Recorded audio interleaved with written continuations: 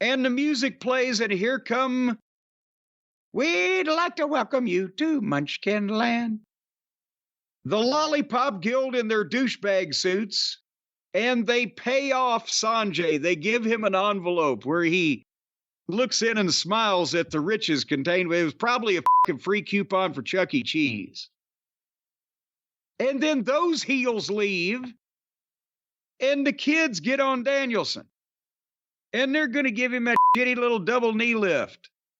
But for the first time, and I got a kick out of this, I must admit, he moves and they need each other and sold their legs. And then he makes a comeback on them. But then Cody's music plays. And while the Japanese geriatric is walking down the ramp, Jungle Jackoff comes from behind and levels Danielson. He's not geriatric. He's in his 30s. He moves like a goddamn Alzheimer's patient, like a senior citizen, if he's not a paraplegic, if a quadriplegic has no use of all four of his limbs and a paraplegic is only two, what is it, a quintuplegic when you have no use of your arms or legs or head? I don't even know what you're getting at here. He was walking to the ring. I'm saying he's stupid. Starters. He's stupid. No, he moves like a fucking old man. He does nothing impressive. He's walking through this. He's not trying then. Geriatric, you said. And he give Danielson the short arm clothesline, and Danielson took the bump. He spun a flip for it. The clothesline looks like shit. And the announcers are screaming that everybody is powerless to do anything because they're EVPs. Well, Tony Khan's been texting instructions and making matches all night long. But now suddenly they're convinced that, well, what's Tony have to say? He ain't texting now. Oh, more on this later. So they take Danielson up to the stage, and they, like a magician revealing a goddamn cage with a lion in it, they jerk a tablecloth off, and there is a table. They left ringside where there were all kind of tables to go up here and jerk the tablecloth off a table. And they're going to throw Danielson through the table when suddenly on the screen, a car pulls up. And Darby Allin in a pink parka gets out with what looks to be one of those. You remember what the Super Soakers look like, Brian, don't you? Of course, we have a few here. Well, he looked like he had a Super Soaker. And guess who was driving the car? Tony Khan is driving the car. Tony Khan is bringing the savior to save the day, and they do a fist bump. And Tony's got, I think he had sunglasses on, didn't he? I believe he did, yeah. He had the sunglasses on, diamond in the back, sunroof top, digging the scene with the gangster lean. Tony Khan is going to save the day. Hey, hey, diamond in the back, sunroof top, digging the scene with the gangster lean. And then Darby, and they all stand there in the ring to wait for Darby to come out. And when he comes through the entranceway, it's not a Super Soaker, it's a flamethrower. He's got a flamethrower, ladies and gentlemen.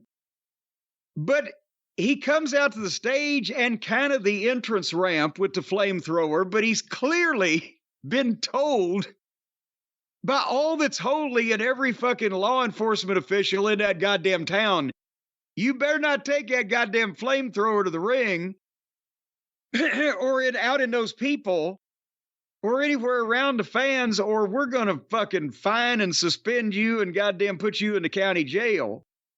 Because he has to stand there shooting the flamethrower up in the air and showing it's a flamethrower. And somehow one of the buckaroos was close to him, and Danielson grabbed him and threw him off through the table.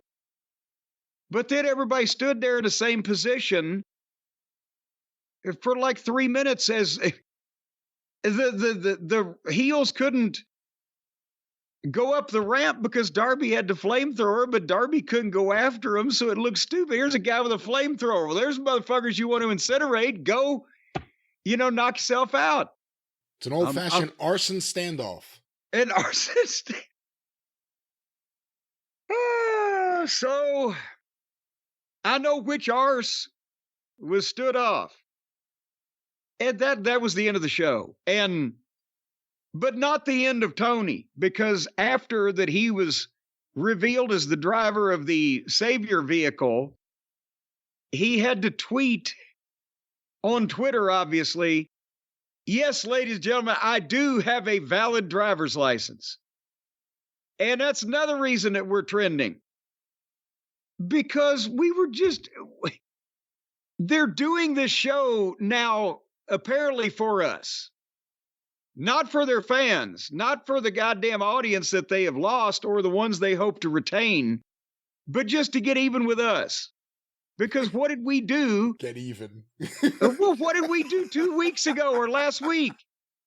We said, Tony Khan, you brought it up. How did we get into that? Does Tony Khan have a driver's license? And would you get in a car with him? I said, do you think he's ever driven a car?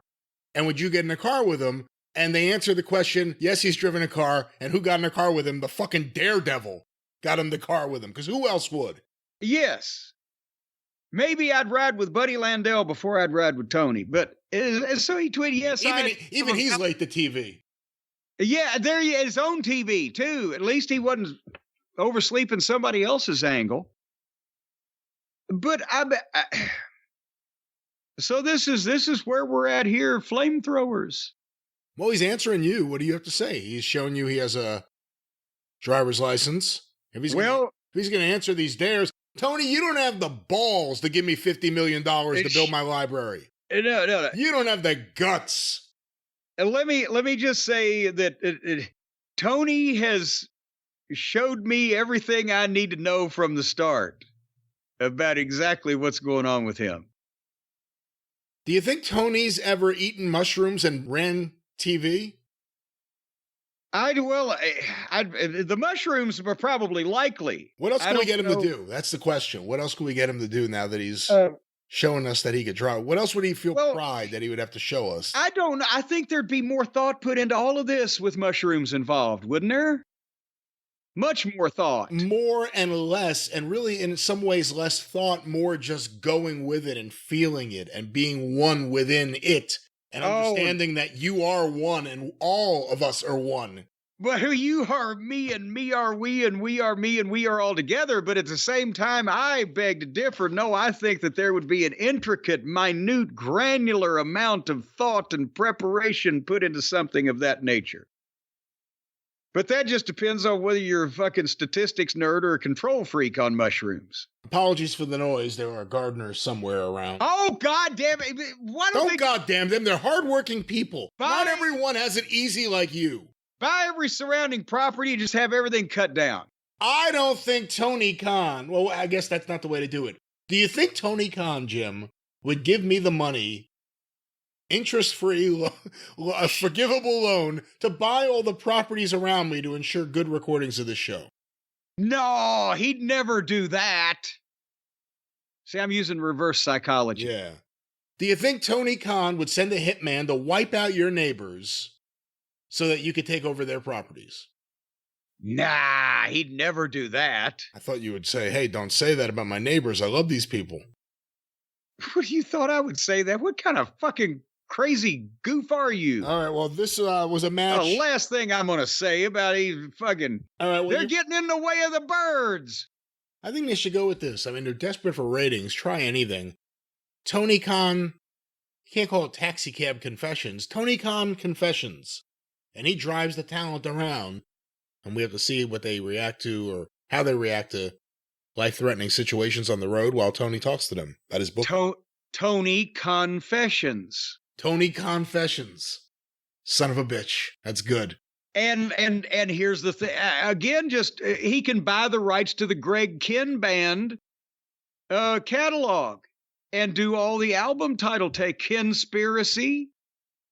Tony Conspiracy, Tony Content, Tony Conspiracy, yeah, not Tony King. Controversy. Whatever the case. See right How there. many Greg Kihn songs do you actually like other than, the two? other than They don't ride. Yeah, what's the name of that song? Anymore. The breakup song. The breakup song. Other than that, and Our Love's in Jeopardy, which the Weird Al version may be even better than the original.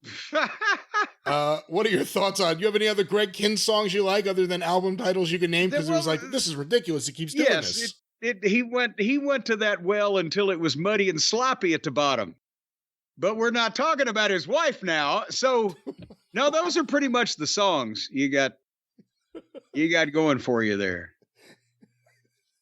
This show sometimes, you never know when things will pick up, when the modulation will go away and things get happier.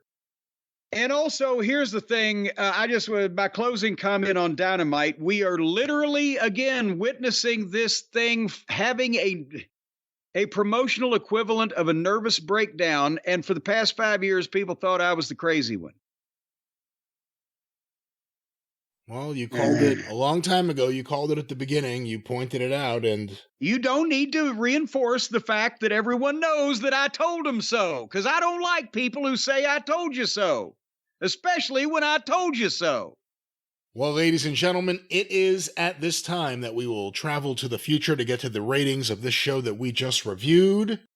I want to remind everyone, a brand new Funniest Moments Volume 3 Omnibus is now available in your podcast feed under the Jim Cornette Experience and on the official Jim Cornette YouTube channel. But with that, Jim... Are these truly our funniest moments? Volume 3, correct. Volume 3. Well, in that case, it's going to be just dadgum knee slapping. Knee slapping and toe tapping. Well, let's slap our way into the future right now. Gripping tightly.